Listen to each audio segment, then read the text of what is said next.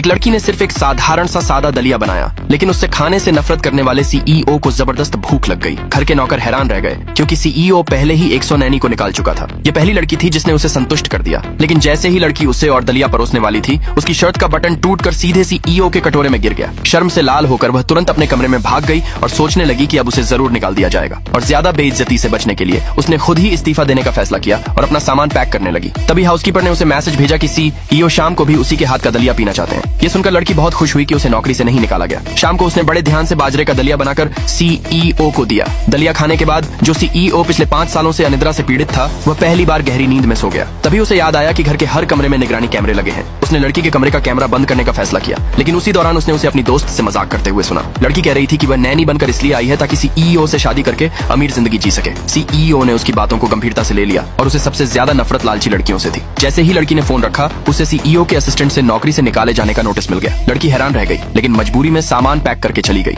उसके जाते ही सीईओ को उसके बनाए दलिये की याद आने लगी। असिस्टेंट ने बताया कि लड़की जा चुकी है, तो उसे थोड़ा पछतावा हुआ। तभी एक नौकरानी ने कहा कि वह भी उतना ही स्वादिष्ट दलिया बना सकती है, लेकिन जब सीईओ ने उसका बनाया दलिया देखा तो उसकी भूख ही खत्म हो गई। उसने फैसला किया कि वह लड़की को वापस लाएगा। उधर लड़की घर जाने के लिए पैदल चल रही थी, क्योंकि सीईओ का घर बहुत दूर था और उसे टैक्सी नहीं मिल रही थी। तभी एक गुंडा कार से उतरा और उसका रास्ता रोक लिया। वह उसे जबरदस्ती कार में बैठाने की कोशिश करने लगा। डर के मारे लड़की जोर से चिल्लाई। तभी सीईओ की नजर उन पर पड़ी। उसे देखकर लड़की तुरंत उसकी ओर भागी। सीईओ ने गुंडे को जोर से लात मारी और अपने असिस्टेंट को पुलिस बुलाने का आदेश दिया। कार में लड़की ने पूछा कि उसे क्यों निकाला गया। तब सीईओ ने वही बातें दोहराई जो उसने अपनी दोस्त से कही थी। लड़की को समझ आया कि सीईओ ने उसे गलत समझ लिया था। गलतफहमी दूर होने के बाद सीईओ उसे वापस घर ले आया और फिर से नौकरी पर रख लिया। लेकिन जब वह नौकरानी जिसने उसे फंसाया था लड़की को वापस आते देखती है, तो वह खुश नहीं होती। अगली सुबह लड़की के बनाए नए व्यंजन को खाने के बाद सीईओ उसकी तारीफ किए बिना नहीं रह सका। तभी उसकी माँ अचानक आ गई और कहने लगी कि लड़की का बनाया खाना साफ नहीं है। असल में उस नौकरानी ने उस पर खाने में भूख बढ़ाने वाली दवा मिलाने का झूठा आरोप लगाया था। अगले भाग के लिए नीचे कमेंट में यस लिखे।